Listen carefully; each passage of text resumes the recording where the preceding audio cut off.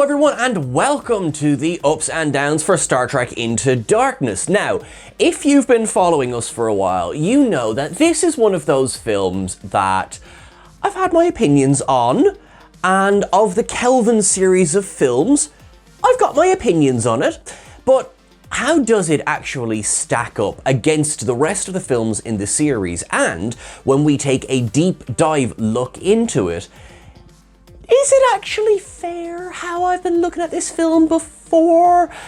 Well, we're going to find out, aren't we? Will you join me, please, as I go through all of the ups and downs for the 2013 film Star Trek Into Darkness.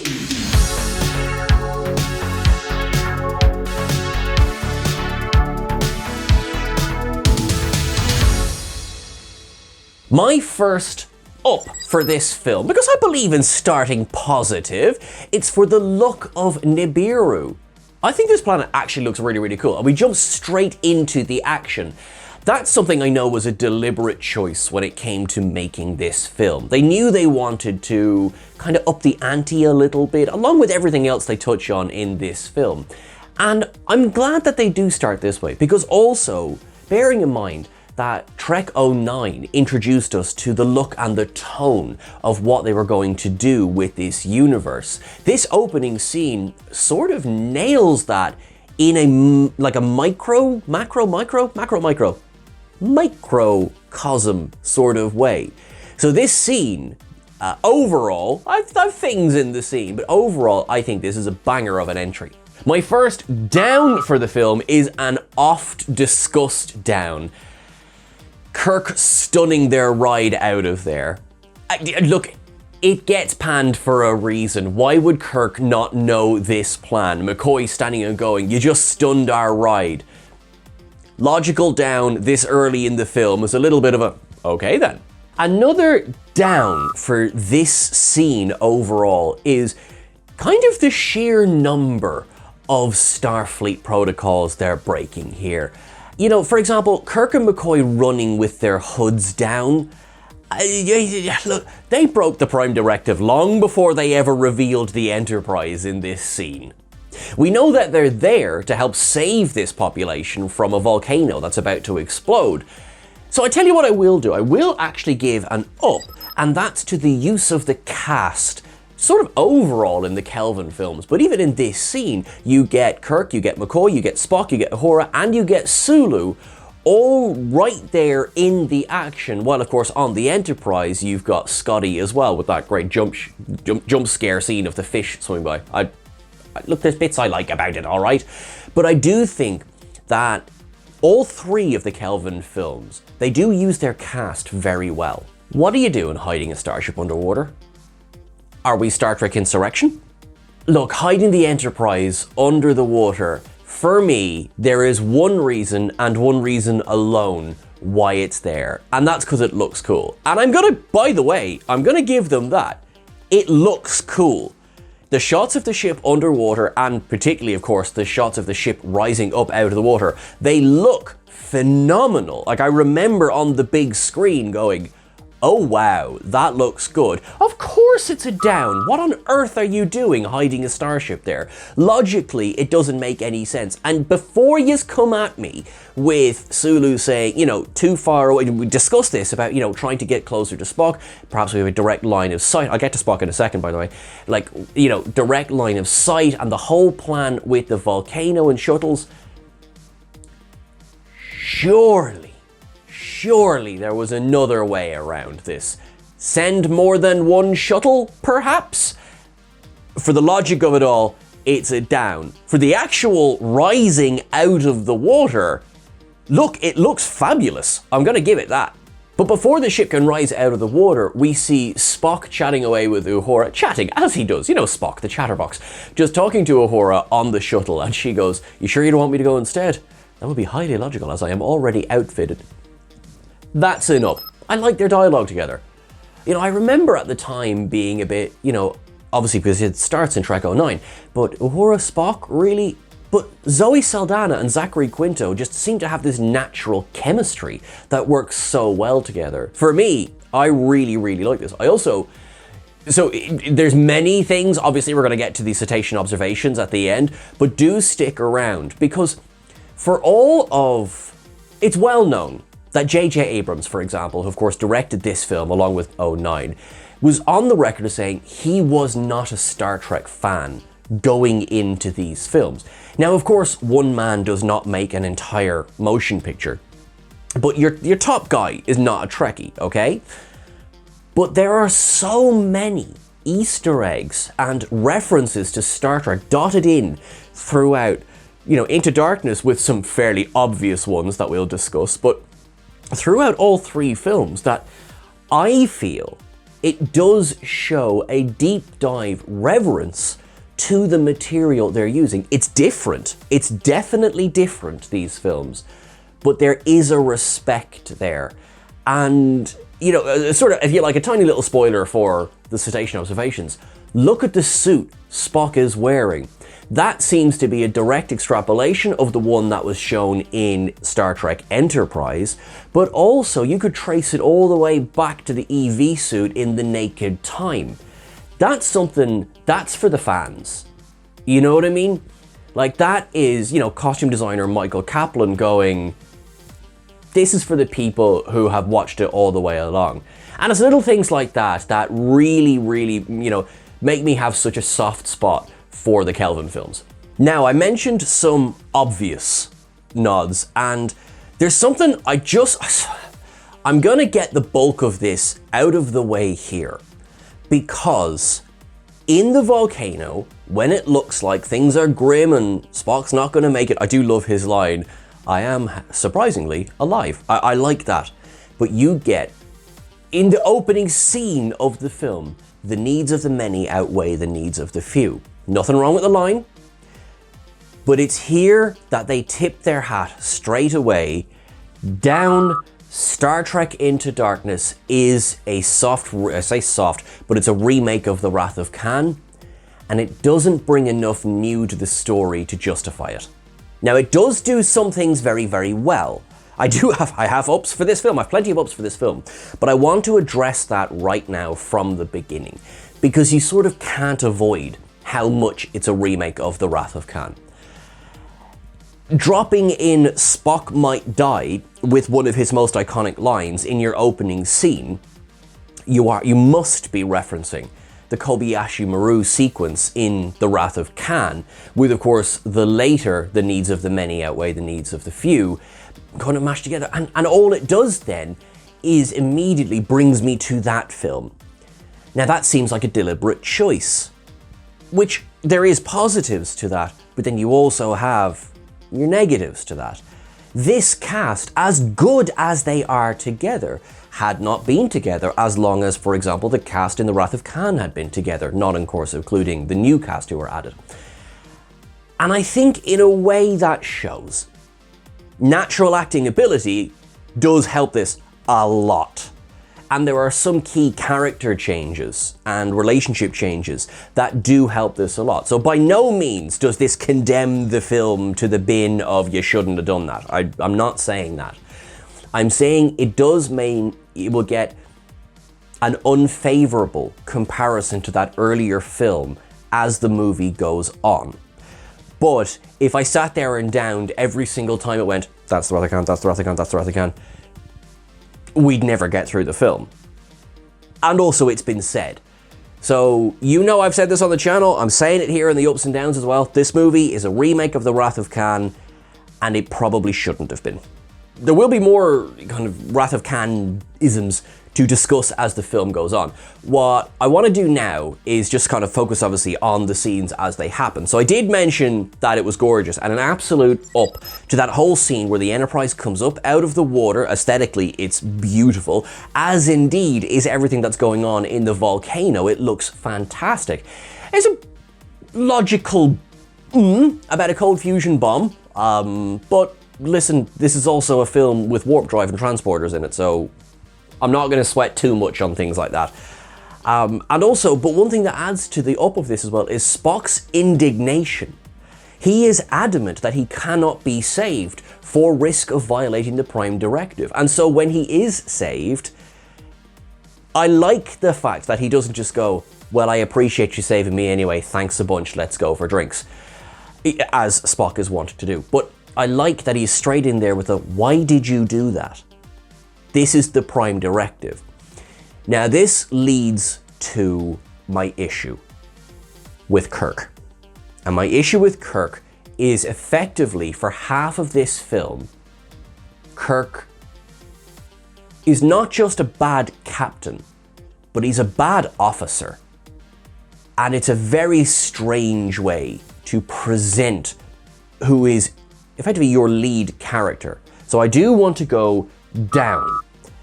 So they saw us, basically, who cares? There's Starfleet rules and there's the Prime Directive. Now the Prime Directive, generally speaking, when it's broken, there's a very bloody good reason for it. Or there's not a very good reason, and that itself is what we're going to deal with. Why did you... But there's always... It's a big deal. To be so callous and flippant about breaking the Prime Directive, not only should Kirk have lost his command, but possibly drill him out of the service altogether. So when you see what comes later on, in terms of his career, Kirk gets off lightly. More on that as it comes, because I want to now go to what is my standard up for all of these ups and downs, and it is the gorgeous score.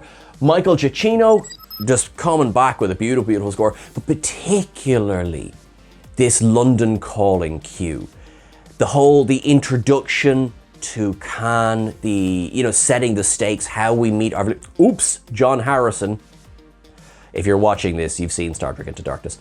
And the whole scene, it's really well organized, it's really well shot, it's really well presented, but that piano score, because piano, really at that point, was such a sparingly used instrument in Star Trek. And so to include it here, it changes the tone immediately. And for me, it's one of the most wonderful musical moments, but also just moments in the film. It's going to feel like a bit of a flippant up, but Benedict Cumberbatch knows how to stand and serve a look. I'm going to give an up to the first sight of John Harrison here, because it's a heck of an entrance. Also, I love the voiceover. I can save her. Listen, we're going to talk about the Benedict Cumberbatch of it all, but they did a heck of an intro. Returning to our screens and Into Darkness is Bruce Greenwood's Captain Pike. Now, I mentioned this in 09 as well. I really like his take on the character, because at this point, even, I suppose less so because we'd just seen him in 09, but it's still such a blank slate, this version of Christopher Pike. Now, of course, audiences are spoiled with Discovery and Strange New Worlds and Anson Mount's take on the character. But back in 2009 and indeed in 2013, Bruce Greenwood had so much leeway to play with. I love the way they treat this as a real father-son relationship because, well, selfishly, Chris Hemsworth, died in the beginning of Star Trek 09. I guess Chris Hemsworth didn't, but George Kirk did. Anyway, and I like that they lean into that because it gives Kirk's dressing down a lot more weight.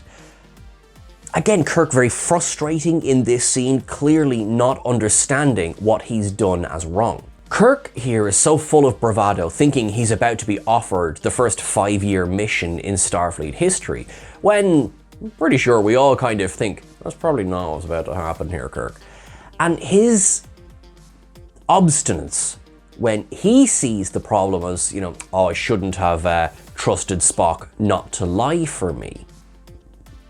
Again, it's strange, and it's not an additional down because it sort of continues on from this version of Kirk.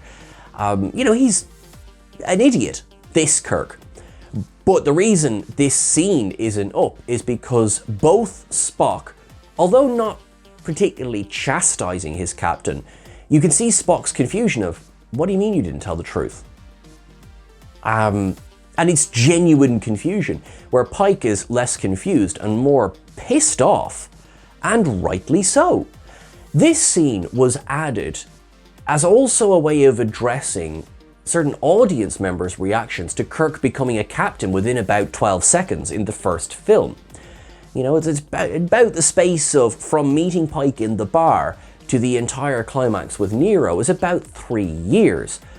And I mean, you can fast track your way through captain school, but that's pretty damn fast to be commanding the flagship of the Federation. This scene, in which Kirk's command is stripped, was, I think, quite a successful way of addressing that while also setting up the stakes for later on. Because only Pike, even though Admiral Marcus is name dropped in this scene, only Pike could truly be the person to have this conversation with Kirk. And even things like knowing that Pike still would have gone to bat for him and including a line saying, "Admiral Marcus convened a tribunal to which I was not invited." That's way of really letting Kirk know just how much he's in deep doo-doo here. Because Pike probably would have spoken up on his behalf, but he wasn't able to. That's how much Kirk messed up. It's a great scene and it is handled brilliantly by everyone present. That's why it's such an up. Before we leave that scene though, Kirk does introduce a fairly large Chekhov's gun. "How many people have been killed under my command? No one, no one. That's not gonna age well, is it, Jim?" Almost immediately after this, we see Kirk who's licking his wounds at a local bar. And, you know, this is obviously deliberately mirroring the bar scene from the first one. Especially when it looks like Kirk's about to be a bit of a Jack the Lad and start flirting with that woman, and then who sits down but Pike. And this is a flip version. So where Pike has just absolutely raked him over the coals in this previous scene, Admiral Pike has hung up his hat for a moment. Dad Pike is here to talk to Kirk. And even though Kirk is still sore, and even though Kirk is still a bit stubborn, this is a very different tone. And I think, again, one of the reasons Bruce Greenwood's Pike is so successful in these films is the addition of scenes like this. And, you know, he goes on to say, look, they gave me back the Enterprise, you know, really mirroring Kirk's scene from the motion picture. And he invites Kirk to be his first officer, giving him a second chance, which is something Kirk needs. Everything I said about him nearly losing his commission stands. Prime directive, not the we should kind of follow this directive. But Pike knows that inside all of the ego, there is the makings of a stellar officer. Up. Now, the scene is somewhat interrupted by the bomb going off in London and the recall to head office. Yes, they have to go to Daystrom and meet with all of Starfleet's C&C. Now, along the way, we bump into Spock. We discover that Spock is now assigned to a different starship. Kirk is still... I didn't say he was going to get better in like the turn of a screw. Like, Kirk takes his time. But anyway, they get there, they have their meeting. Marcus begins to really outline the threat of John Harrison, what's happened. There's also, keep eyes out for familiar faces as well. Kirk highlights something that is a problem with this scene, and I'm going to both confess a little bit of my ignorance, but I am giving a down to all of the top brass of Starfleet being convened in one space at one time. Perhaps this is the done thing. Perhaps this is what military services do, and in which case I am showing my ignorance, for which I apologize. So, if you'll forgive me a moment, Marcus clearly states that John Harrison was one of theirs. So Marcus obviously knows just how much one of theirs he was. But if you knew that one of your agents had orchestrated an attack, would you not then take precautions about sort of procedures or security methods that your agent is probably aware of? Kirk manages to guess it pretty quickly. You know, it doesn't make any sense. Why do this? Because then, you know, all of us would gather together in a room, and as if on cue, Harrison arrives in the jump ship and starts shooting through the window. Where I will give a little bit of grace is that in the moments beforehand, up to Marcus for listening to Kirk. Up to the actual attack scene itself, it actually looks fantastic. And you really feel the scope and the scale and the fear of it. And as sad as I am to say it, up to the way the death of Pike is handled. It sucks for him to go out the way that he does, but it works because we care, because we feel something. And that's because we had those earlier scenes with Pike. Because I think, let's say for example, this was a cameo, and we didn't have those earlier scenes, we wouldn't have had, even as great as he was in the first film, kind of how it's that relationship that's important. And even Spock doing the mind meld with him works as well. It's a great scene, and although the Kelvin films do tend to get a bit trigger happy when it comes to people being killed, I felt it in this scene. The down in the next scene is something that, again, we've spoken about at length here on this channel, and it's just whatever about Scotty's transwarp beaming equation in the first film, and it was a down there as well. This device, which we learn Harrison uses to beam to Kronos, which is, depending on your source, roughly 100 light years from Earth, thus rendering so much of spaceflight obsolete, is not just a down, this is absolutely a Trellium down for this film. No, it is, because we have a really cool toy and we want to play with our cool toy. But there's too much of a logical break here. You know, we've beamed to other planets. Why is this not standard practice now? You know, and they do throw in a line about Starfleet confiscated it. Why? Do you know what I mean? Like, why invent what? I mean, you can't put the genie back in the bottle, I guess, but it's just a little bit too much of a leap, and it just stands out like a sore thumb. I mean, we do get that, you know, the scene with Scotty. He's gone to the one place we just can't go. It's not that I don't like, it's the how he got there. You know, if we can beam from planet to planet, frankly, why? Okay, Marcus has a plan, sure, but does nobody else go, why don't we just beam a security team there? Kirk and Spock, now fully aware of where Harrison has gone, decide they're going to make, well, Kirk decides he's going to make an appeal directly to Admiral Marcus. And there are many bits about this scene that I quite like. So straight in, we say, we know where he's gone to Kronos. And then Marcus, who by the way, up for Peter Weller, who is just brilliant in this role, because he has that world weariness that, you know, yes, I believe the head of Starfleet security would have this kind of gravitas. And at this point, I will fully admit to maybe buying into it. Yeah, I'm a little bit. I kind of get Marcus's point, where he's going from war is inevitable. Because at this point of the film, that doesn't say, so I'm going to make it happen. He just believes war is inevitable. And we've seen enough of Star Trek at this point to be like, yeah, there's probably going to be a war with the Klingons. And he seems to listen to Kirk. And he does the reveal of Section 31, which in 2013, Section 31 was still relatively underused. It had been, not by name, but it had been reintroduced in Star Trek Enterprise. You'll remember a young Malcolm Reed was recruited.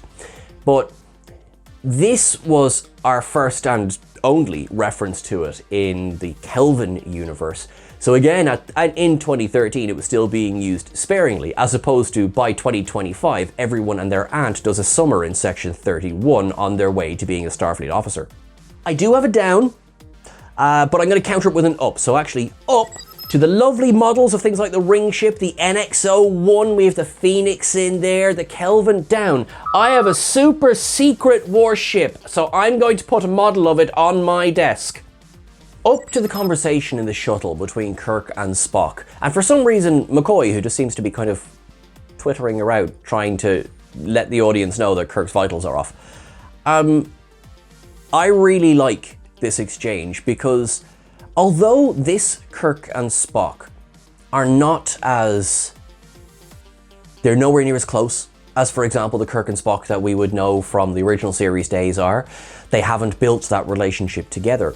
But what I do quite like about them is Spock, in his way of speaking, is able to sort of cut through it a little bit. Kirk is still quite full of bravado, but also now that's tinged with sadness and rage from losing Pike.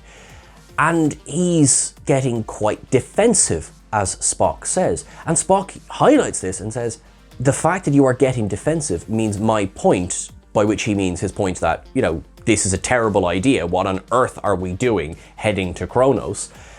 He finds that valid and wouldn't need to be defensive if he didn't find it valid. And I think because I like the way this scene is phrased. I think because we as an audience are sort of asking the same thing. Like, oh yeah, Jim, great. You're so happy to get your ship back that you're just going to accept 72 torpedoes and you're not even going to question that we're flying into Klingon territory. Now, hold up. So it's good that they take the time to address that. We also just sort of slot in here the introduction of Alice Eve, which is an up.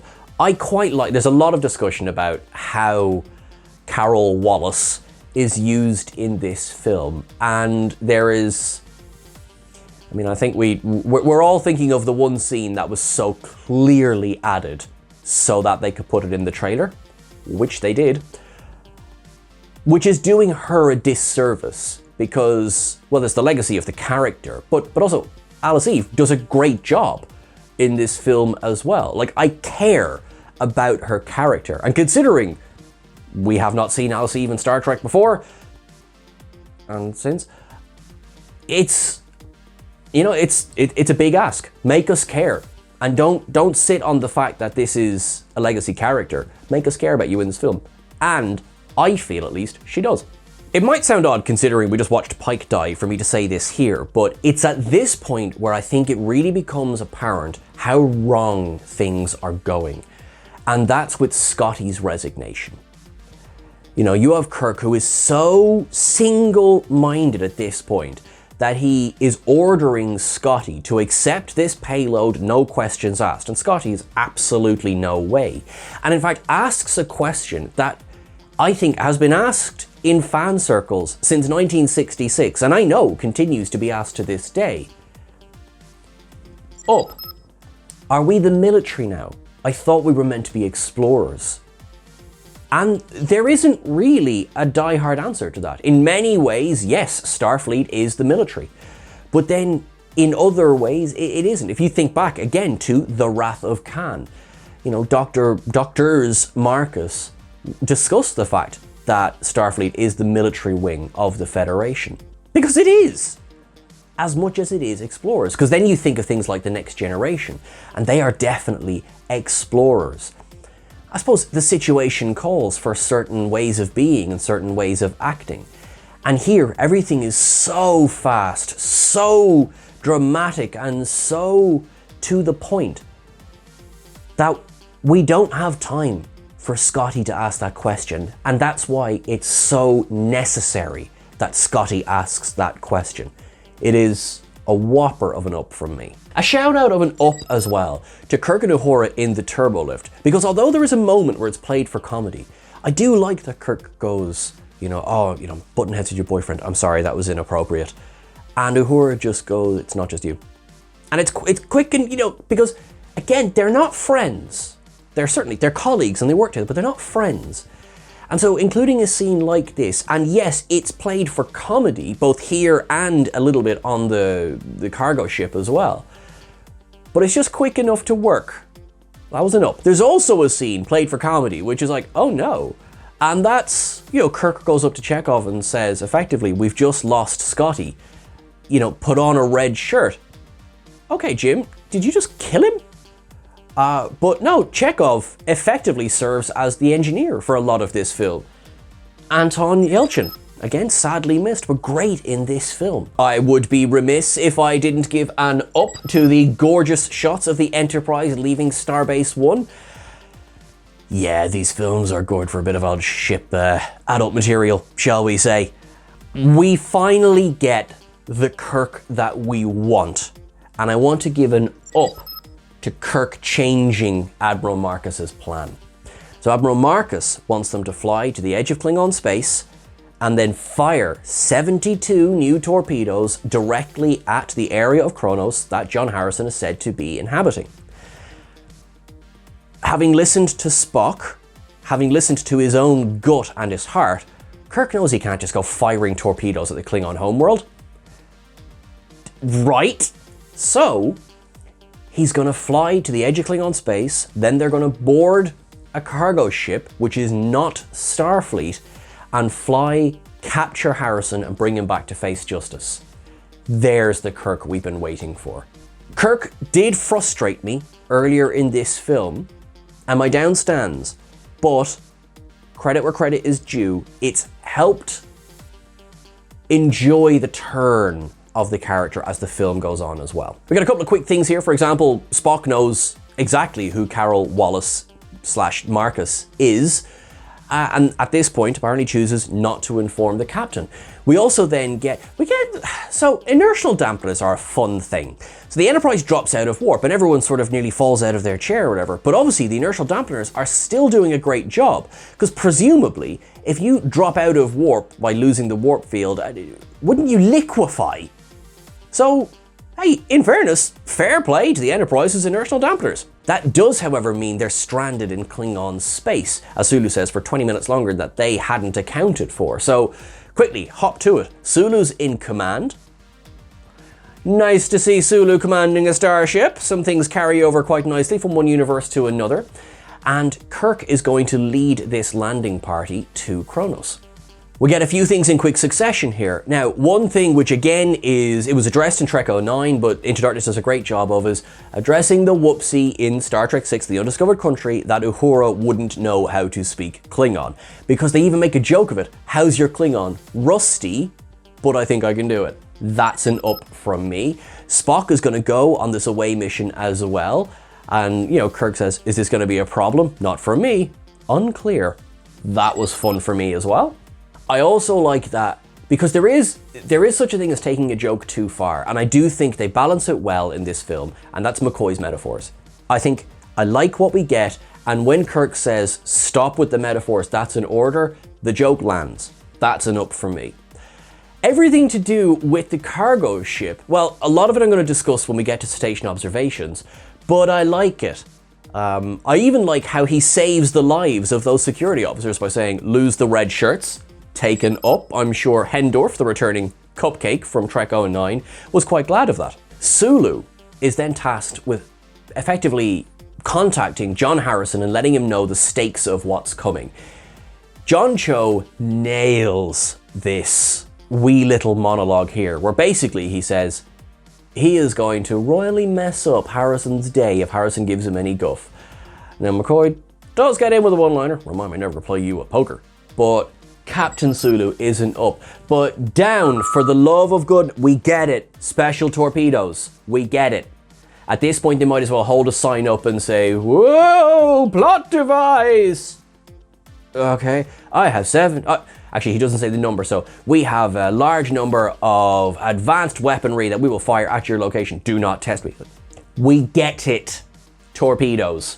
On the cargo ship, I have to give it down. I have to give it down to, we're going to have a relationship argument on the ship. Time and a place. Whereas I really like both Zoe Saldana taken up in this scene and Zachary Quinto taken up in this scene. Because although it's wildly inappropriate to be having this conversation with Kirk and the 2 security officers sitting right there, we do get this question of, do you care, Spock? And Saldana delivers it perfectly. Quinto's response, the way he discusses the feeling of loss, anger, confusion when he melded with Pike, as he said, multiplied exponentially on the day that Vulcan was destroyed, because obviously that casts a massive shadow over this entire sequel. That really hammers home. It's such a small, short scene, but it's so good for both of their characters. and for understanding these versions of Spock, Uhura, and even Kirk. Kirk is really more there for a couple of comedy one-liners. You know, she is right though, Spock. Like, stay out of it, Jim. Down for the Bird of Prey. Can't stand it. It is... How best to describe it? It's kind of like the muscle car version of like a really small Bird of Prey, which is fine. I've no problem with the fact that they're, you know, big or small or whatever, but this is all about, when you think about how the original Bird of Prey design back from The Search for Spock was supposed to be effectively an American football linebacker kind of hunching its shoulders with its arms down, and that looked muscular and yet sleek and dangerous. This looks like a couple of bits of metal flung together. And also, how are those wings staying on? Wouldn't be a fan now of the D4 design, I'm sorry to say. But I will say, I like the Klingons. They had been introduced in Trek 09, but the scenes were deleted, which is why Victor Garber, who played a Klingon, who played the interrogator in Star Trek 09, but his scene was deleted, which is a sad thing. But no, I quite like, and the pierced ridges. That to me is very Klingon, because you can be both honorable and yet still wear jewelry. And I really like Uhura speaking to the Klingons. These Klingons are dicks, but so many of them are. You know, we're not always dealing with the Sons of Moog. Sometimes we're dealing with Duras. And this works for me. The whole shooty scene with Harrison versus the Klingons, yep, scratches an itch, good fun. I do like Harrison's surrender. And then we have Kirk trying to punch him and, you know, obviously doesn't really go anywhere. So I will give an up to that because I like how it cuts from Kirk to Uhura and from Harrison just like, you good? Yeah, that worked for me. And especially, you know, immediately, how many torpedoes are there? He is so unconcerned with the Klingons. It's a great reintroduction to the character. He's beamed to the brig and we get our first brig conversation between Kirk and Harrison. Deliberate choice of name for this brig scene. And, you know, Kirk says, you know, lets him know, you know, I was ordered to end you and you are only alive because I will it. You know, give me one reason why I shouldn't just execute you. And, you know, Harrison says, I can give you 72 and they're sitting in your weapons bay. You know, because of course this is going to set up our surgery on a torpedo. Every brig scene is great in this film, but definitely an up here straight away. Up to Kirk, again listening to his gut and ringing, but using his communicator.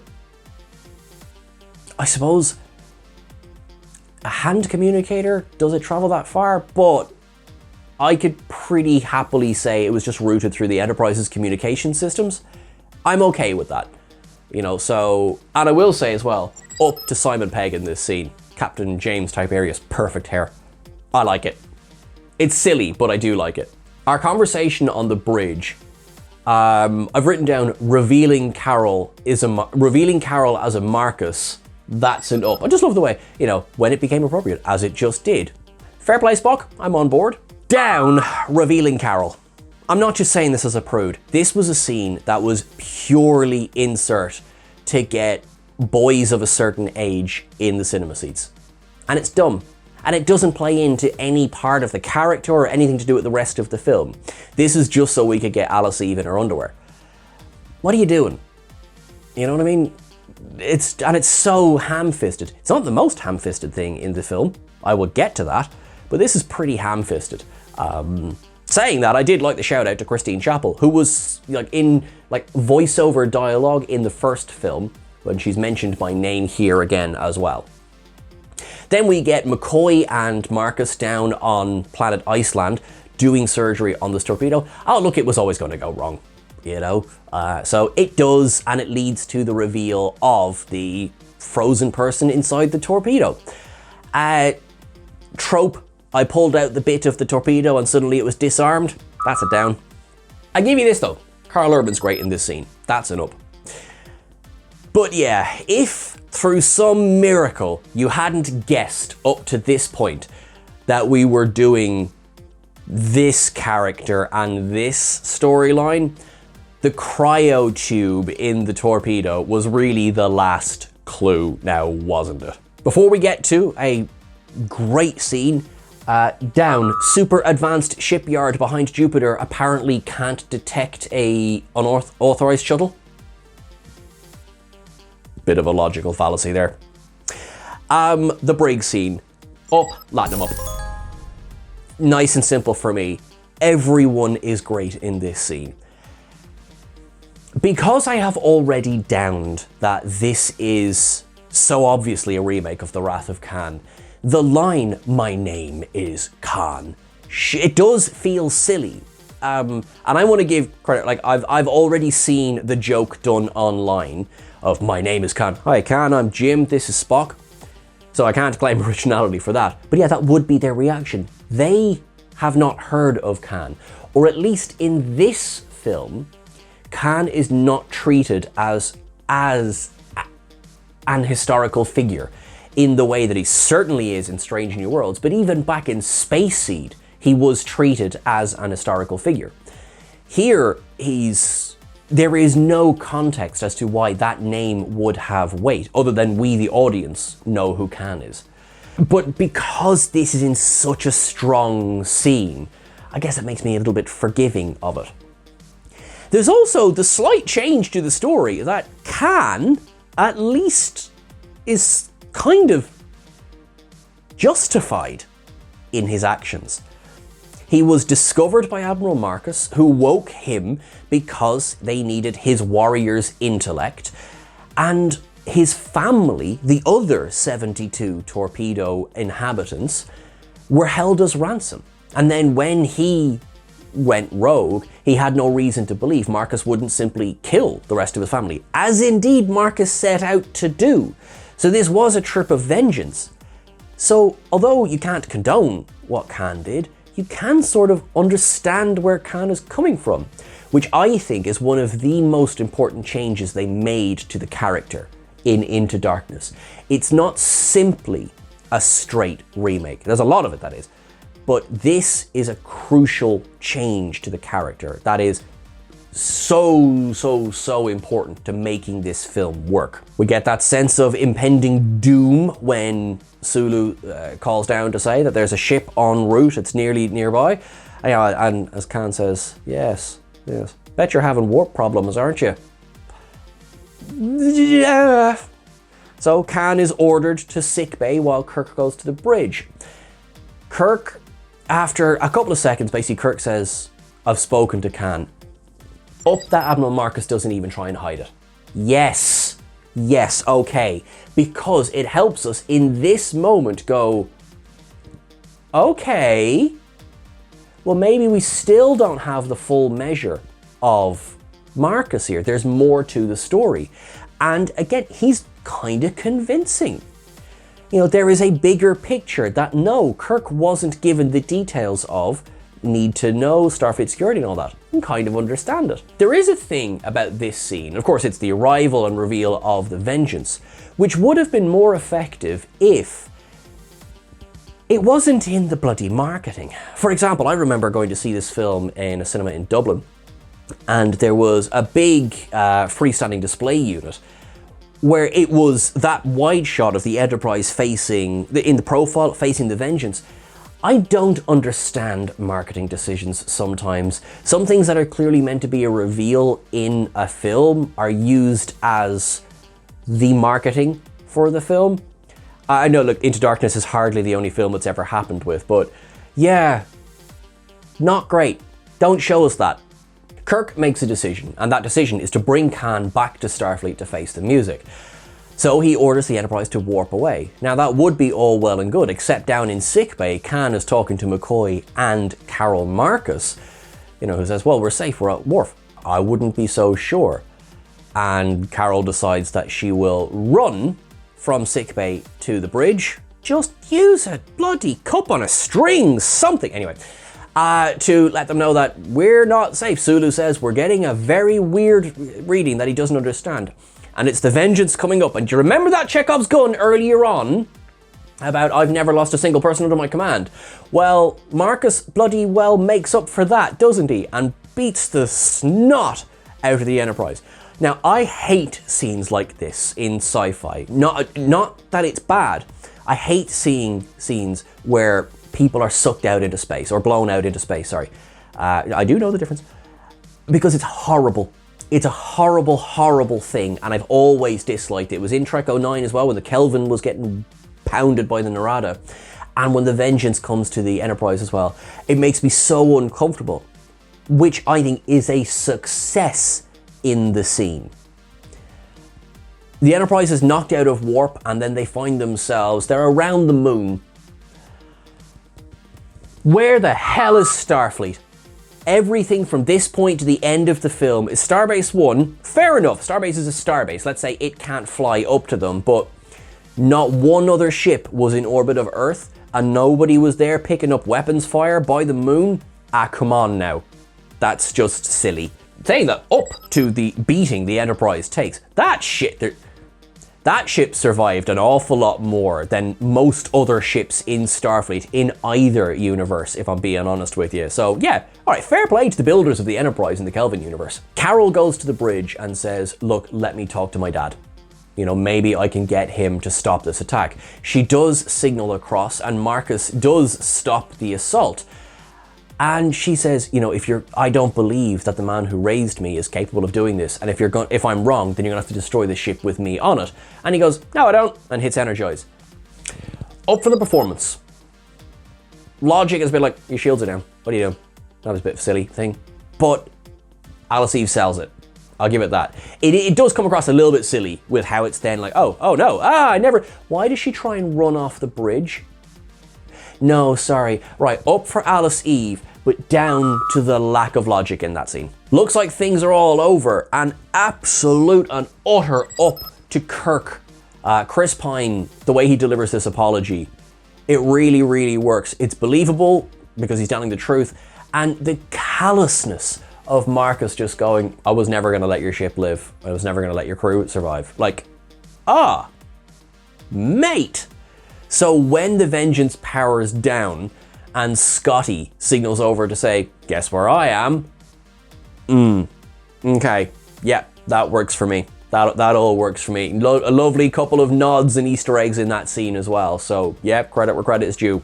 Thumbs up. They need to somehow get aboard the Vengeance. This leads to, just again, the way Zachary Quinto delivers things. So of course, Kirk makes a decision, and Spock straight away goes, I have to strongly caution against it. So Kirk says, you don't know what I'm doing. He's like, well, he rattles through, element of elimination, you're going to align with Khan. The enemy of my enemy as my friend, a proverb attributed to an Arabian prince who was betrayed and decapitated by his own subjects. All right, Spock, cut straight to the core of me there, taken up. At this point, and I'm happy to say this is an up, Kirk does the smart thing, and he's honest with Spock. He confesses to the fact that he is in over his head, and he's able to say he needs people doing the things that they're good at. And right now, commanding a ship is not what he's good at. For as frustrating as Kirk can be in this film, there are little moments like this that do really help to round out the character. He heads down to sickbay where he has a quick chat with Khan. Tell me what I know about that ship, and Khan gives him everything but the key to the back door. A down so annoying that the film stops to make you know that McCoy is working on a tribble that has been, he's injecting it with Khan's blood. And did you notice the fact that Khan's blood is really important and it can do things to a tribble? And it actually feels, genuinely, and this is probably the harshest thing I'm going to say, it feels like they got to the end of the script, realized that they hadn't dropped a big enough clue about Khan's blood, despite the scene in the beginning in London, and went, crap, we have to shoehorn a scene in, and we get the tribble scene in sickbay. That's how awkward it is. Over on the Vengeance, Scotty, poor old Scotty and poor old Simon Pegg, there's a lot of cardio in this next scene. He gets down to this storage bay where, Kirk and Khan are going to end up zipping through space because we have to have a space flight scene. It's a Kelvin film. And There's a fair amount of running in this, but it does give me one of my favourite lines, and you'll keep going, Scotty, what's the update? Scotty, what's the update? Give me a minute, you mad bastard! Take it up. I do like that Simon Pegg's version of Scotty feels pretty close to quite a real person. You know, it sounds very harsh against poor Jimmy Doohan's version. Just there's a lot more colloquialisms, if you like, with this version of Scotty. Plus, listen, I've been known to do a bit of jogging in my time, and yeah, sometimes you don't have time for a chat. Although his appearance is quite brief in the film, I do want to give an up as well to Lee Rowman, who a certain audience might know as Hawk from the American version of Gladiators. He sadly passed away in 2016. In this scene, well, I'm right there with Scotty. Whew, you're big. Khan and Kirk, with some kind of tomfoolery. Yes, there's a bit of, they hit into debris. Did we ever think they weren't actually going to get there? It's a fun scene. Back on the ship, I want to give an up because Leonard Nimoy gets an automatic up for me. He's Leonard Nimoy, of course he does. The most ham-fisted, awkward cameo ever. This, oh, they could have done this better. Think of how beautifully Leonard Nimoy's inclusion was in Trek 09. I mean, it was so good, it was part of the plot, and no, it wasn't overdone, and when he got to the actual, the scenes, it just felt right. Here, oh god, I feel awful saying this, but Leonard Nimoy's final live-action appearance in Star Trek is an awkward cameo shoved in to have an awkward cameo. And yes, I get it.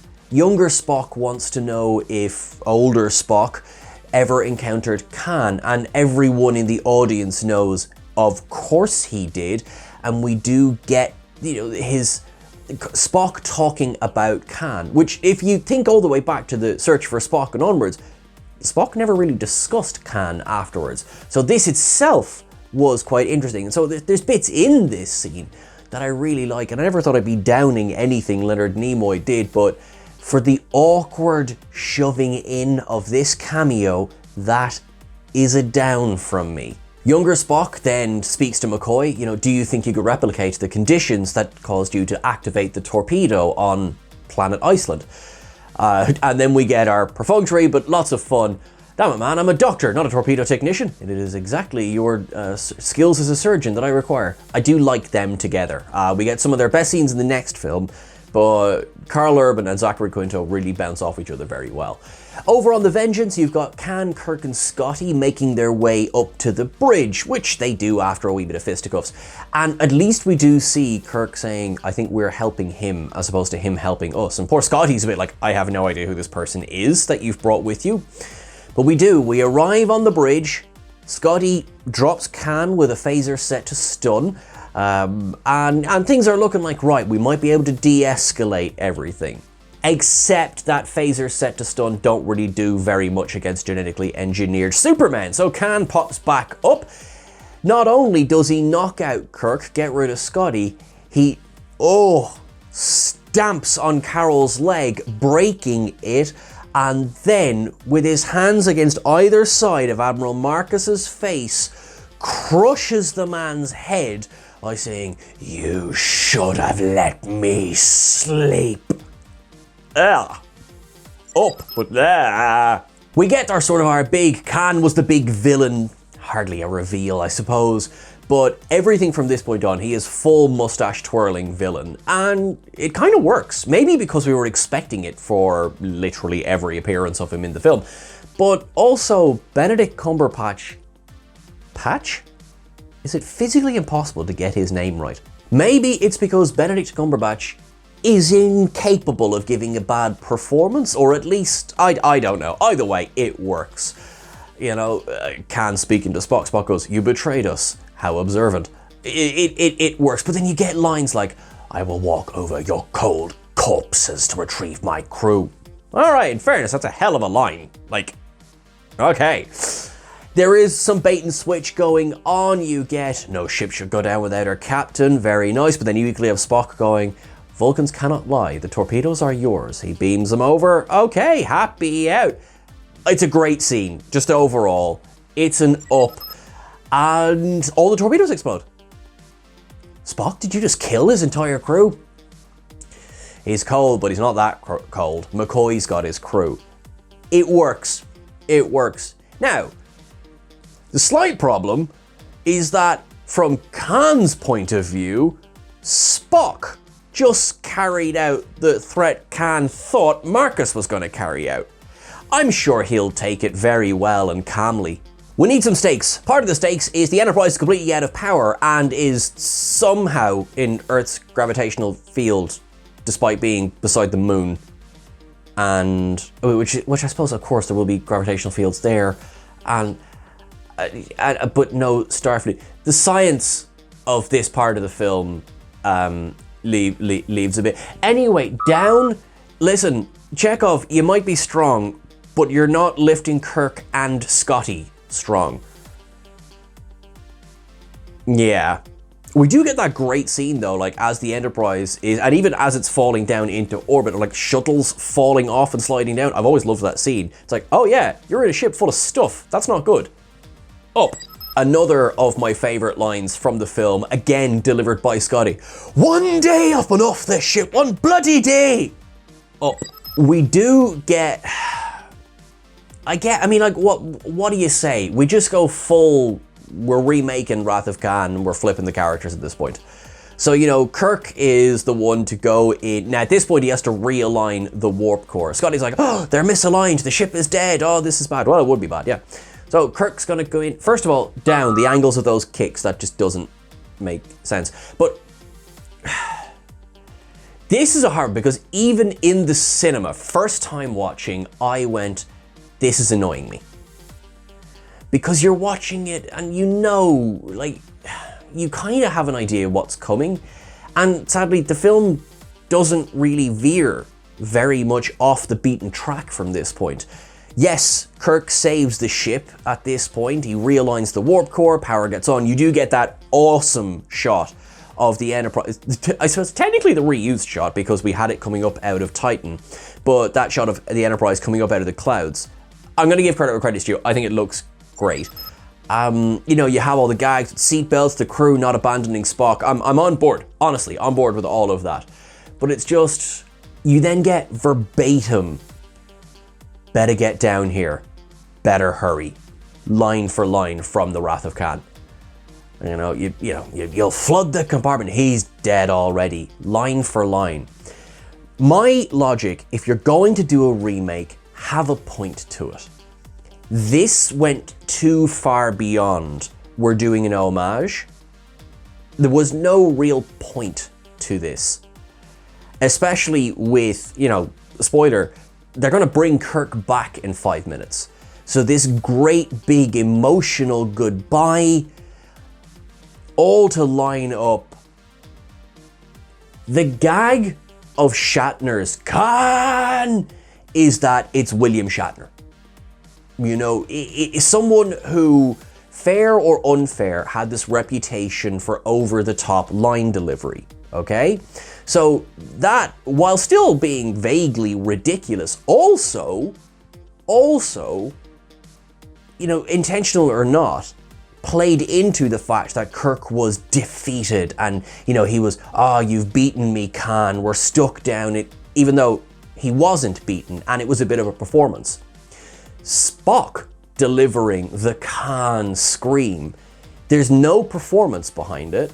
It is pure rage and emotion, and it goes too far off the emotional vector, if you like, for Spock. We had a moment earlier in this film where Spock spoke of his control, how he does feel these emotions, but he controls them and acts in such a way that he chooses not to let them overpower him, even when they are devastating.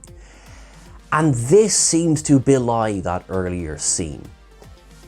And in a grander scheme as well, is that one of the things that is so powerful about Spock, and in fact Vulcans overall, is they are so restrained that showing any emotion, however small, that is part of the impact.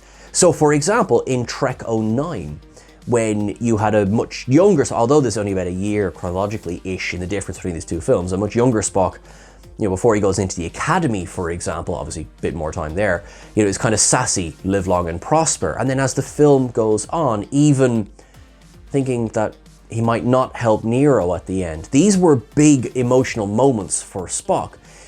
Going here, you have surprise, sure, you have upset, sure. But to go from there to screaming Khan,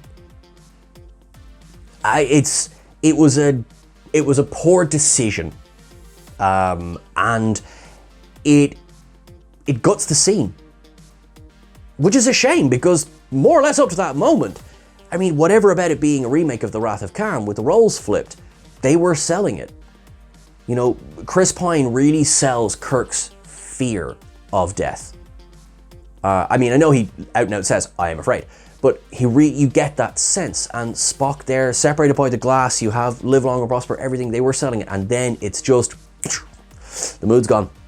So that's why it is, of course, a down from me. And it is not just a down, it's my trilithium down. Just a reminder that a trilithium down removes one down from the up counter, just as a dilithium up removes one down from the down counter. Now, if Spock was screaming to find out where Khan was, he need only look out the back window, because the Vengeance nearly shears the back nacelles off the Enterprise as it careens down through the atmosphere. As Sulu says, that was close. And we get the, I think, quite effective destruction of part of San Francisco scene. It's an up for me, because it's quite, it's not meant to be comfortable. You're watching a city get incredibly damaged, but there's obvious parallels here to the 9/11 attacks in the real world. This idea of, a ship crashing into buildings in San Francisco as opposed to New York, destroying historic landmarks. Alcatraz is the first to be destroyed in San Francisco. And that panic of people running and screaming, including Paul Sutherland, who was also in the first Trek '09 as well. And, I'm quoting himself here, "I got squished in Star Trek Into Darkness." Yes. But it's very uncomfortable, and it's very evocative of real world tragedies. So in that respect, it's very effective. Spock, not quite in the mood, so he beams down to chase after Khan. They're saying, oh my god, nobody could survive a crash like that. Spock says he could. Beams down, chases after Khan, and we get that, chase on the, are they garbage scows or something. And what we do get is actually a nice, fun, musical motif. Michael Giacchino. It's a blink and you'll miss it, but the amok time fighting music is actually used in 1 second in this cue. That, combined with Spock's, single-handed, or single-natured, I should say, attack on Khan, it gives you something to focus on, and it's definitely an up from me, because of course this is playing back into Khan's earlier assertion that someone like Spock could never break bone. Now, between Spock and Uhura beaming down, they do manage to overpower Khan with some bone breaking going on. Now, yes, we get the thing where you stop and the Tribble comes back to life. I'm going to leave that down with that earlier down with the Tribble. Okay, you get my feelings on it. But no, actually, hang on. We need Khan's blood, but we've got 72 other Supermen sitting here in our ship. And what's more, if it's oh, but they're all in cryogenic stasis. Sure, but one of them's just come out of cryogenic stasis because we're going to put Kirk into cryogenic stasis.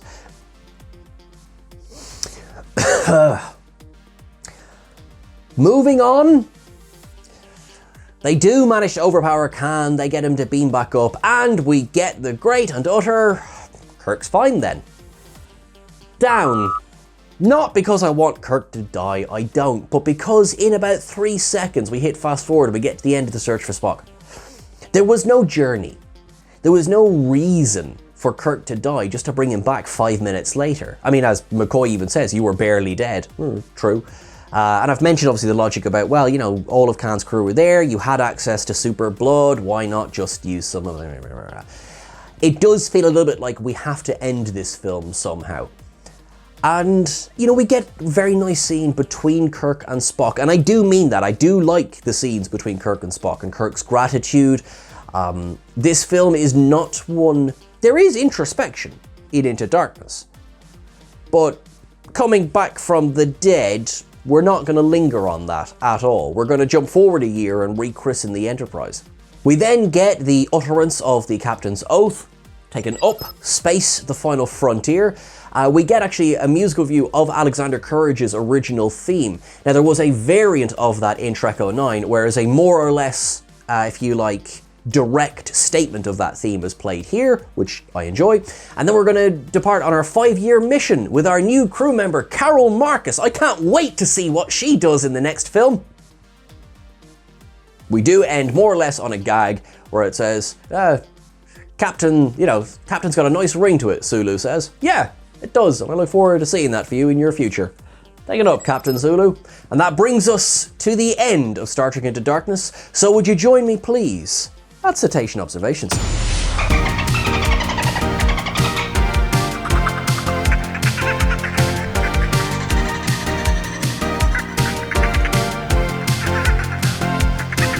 Now, as I already mentioned, the EV suit is very similar to the one that was introduced in The Naked Time and then redone for Star Trek Enterprise as well.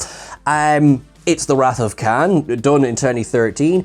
The Prime Directive, so many references there to breaking the Prime Directive, which is the most important rule in all of Starfleet. The name Marcus, of course, so we have Carol Marcus from Star Trek II: The Wrath of Khan, the role originated by B.B. Besh, who has since been mentioned by name in Star Trek Strange New Worlds as well, where this version of Kirk said there is a baby on the way, at least as of the end of Season 2 of Strange New Worlds.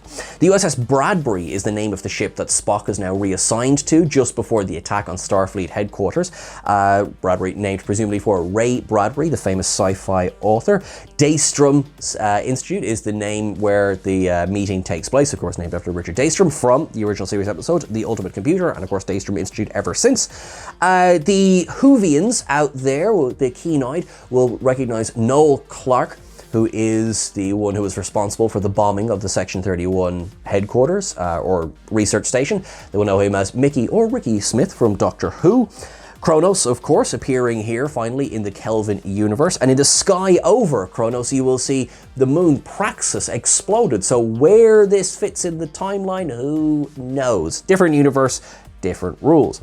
Now, the ship models on the desk, as we've already talked about the Vengeance, but you got things like the Ring Ship Enterprise, you got the Phoenix, going back before that, you've got Space Shuttle, you've got the warp test ship, you've got the Kelvin, you've got the NX-01, so lots of fun there.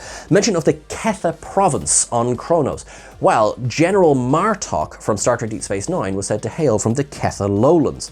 Section 31, of course, reference to the neutral zone, the Klingon neutral zone, which is really a throwback to things like the original series and the original series movies. The big question of military versus explorers. This is a question that's been asked about Starfleet for time immemorial.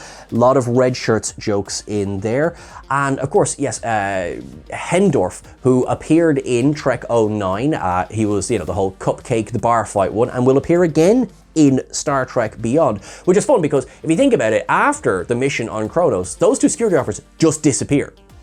It's like there was a moment of like, did they make it back from Kronos? Well, anyway, they did. They did make it back. Carol Marcus, as I've mentioned already. Uhura, the reference to the rusty Klingon, reference to Star Trek VI: The Undiscovered Country. Now, this ship is said to be a Kenormian ship. These were aliens who were introduced back in the motion picture. They were designed by Fred Phillips and Robert Fletcher. And of course, Harry Mudd gets a reference there as well. Harry Mudd, of course, originally played by Robert C. Carmel, and then played by Rainn Wilson in Star Trek Discovery. The ship itself was designed in such a way that it would honor, without directly copying, the ship that was in the original series that was then updated by Mike Okuda for the remastered original series, the Class J type scout ship, which was the class of ship that Pike was on when the accident happened in the Prime universe. McCoy's metaphors getting references here, of course. Bird of prey, okay. The Klingons appear, I'd like to see them. Now, in the brig scene, just behind Khan in each of those scenes, is a light that seems more than deliberately designed to evoke HAL 9000 from 2001 A Space Odyssey. Now, Roberto Orci was very much inspired by the writings of Arthur C. Clarke when putting together the script for Into Darkness, and you can see that coming across here. Orci was very open about his belief in interest in conspiracy theories, for example. So a lot of that bleeding through into the script for this as well. Christine Chappell gets a name drop in here. McCoy says when he delivered a C-section on a pregnant Gorn that those Gorn bite. Well, what we've since learned from Strange New Worlds is that I surely hope he wasn't bitten, because then he's got a lot of other problems to worry about. So many references to Space Seed in general in this film. Now, one of the crew working under Admiral Marcus is played by James Hiroyuki Lau, who we most saw recently as San in Star Trek Section 31. Scotty is called a miracle worker by Kirk. Obviously, lots of references to Scotty being a miracle worker in Star Trek, but also here's Scotty sabotaging another Starfleet ship, much like he did in Star Trek 3, The Search for Spock. Troubles? Now, as Kirk is waking up from his coma, you get that voiceover from both George and Winona Kirk, and a little bit of a voiceover from Pike from 09 as well. You get the Captain's Oath, Space of the Final Frontier, reference to Captain Sulu as well.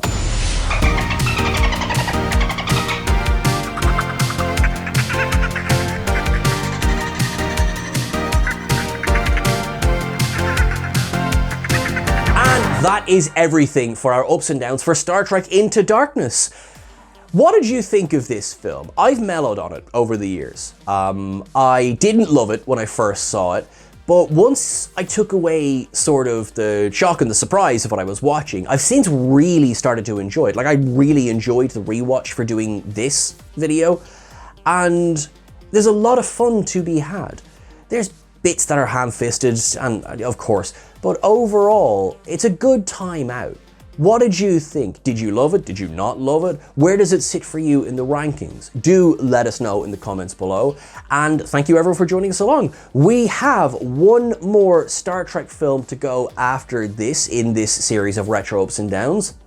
But that doesn't mean we've only got one more Retro Ups and Downs to go. Oh no, you'll have to stick around and watch. And to stick around, you know what would help with that? Subscribing. Thank you so much. You're awesome. You are wonderful. Until I see you again, make sure that you live long and prosper. The world is a wacky place at the moment, which is by no means doing it justice. I think the best thing that we can do in our lives is just try, be peaceful, be mindful, and lead with that. I know when you see so many people out there who are not doing that, it's very easy to become overwhelmed, but try and just put a little bit of kindness out.